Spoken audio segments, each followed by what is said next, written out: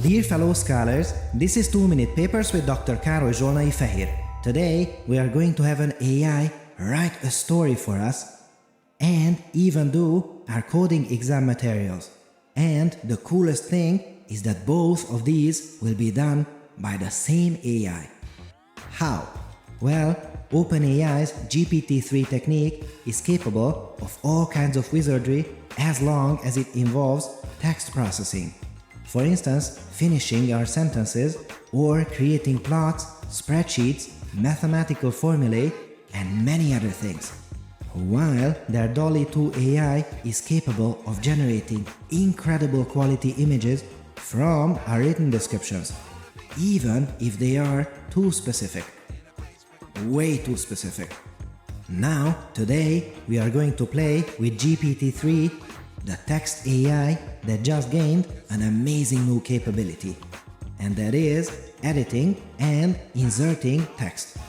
And if you think that this doesn't sound like much, well, check out these examples. Let's start a story. Today is the big day, it says. Now the AI sees that the name of the section is high school graduation, and it infers quite intelligently that this might be a message from a school to their graduating students. So far so good, but this was possible before too. So what's new here? Well, hold on to your papers and now let's do this. Oh yes, change the story. Now we don't know why this is the big day, but we know that the next section will be about moving to San Francisco and oh my, look at that! It understood the whole trick and rewrote the story accordingly. But you know what? If we wish to move to Istanbul instead, not a problem. The AI gets that one too. Or if we have grown tired of the city life, we can move to a farm too and have the AI write out a story for that. Okay, that was fantastic. But when it comes to completion, I have an idea. Listen, how about pretending that we know how to make hot chocolate? Fill in the last step, which is, not a great contribution, and let the AI do the rest of the dirty work. And can it do that? Wow! It knows exactly that this is a recipe and it knows how to fill that in correctly. I love it. The put hot chocolate part is a bit of a cop-out, but you know what? I'll take it. From the recipe, it sounds like a good one. Cheers!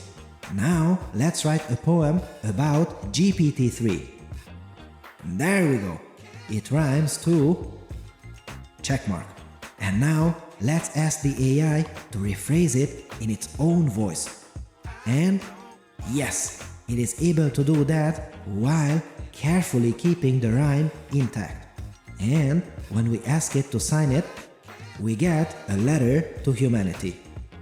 How cool is that? Onwards to coding. And this is where things get really interesting. Here is a piece of code for computing Fibonacci numbers. Now translate it into a different programming language. Wow, that was quick.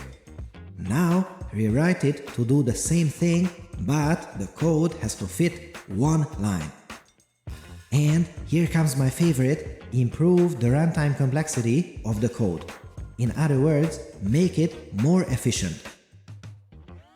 And there we go. Now clearly you see that this is a simple assignment, yes, but make no mistake, these are fantastic signs that an AI is now capable of doing meaningful programming work. And if you have a friend who conducted coding interviews, show this to them. I reckon they will say that they have met plenty of human applicants who would do worse than this.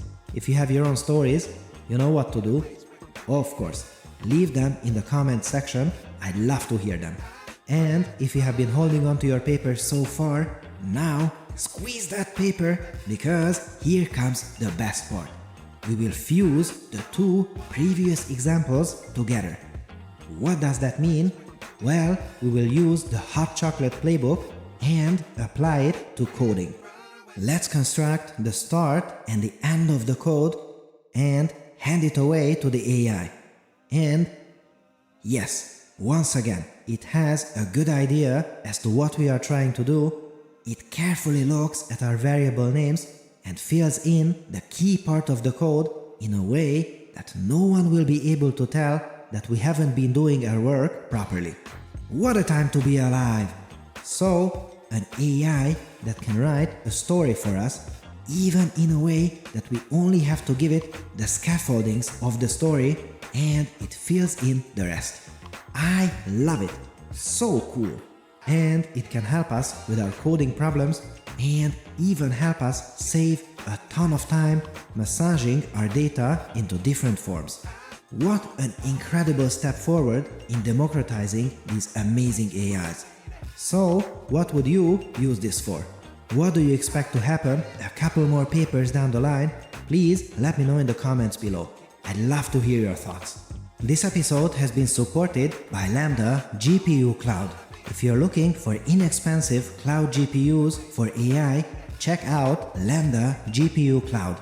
Get this, they've recently launched an NVIDIA RTX A6000 with 48GB of memory.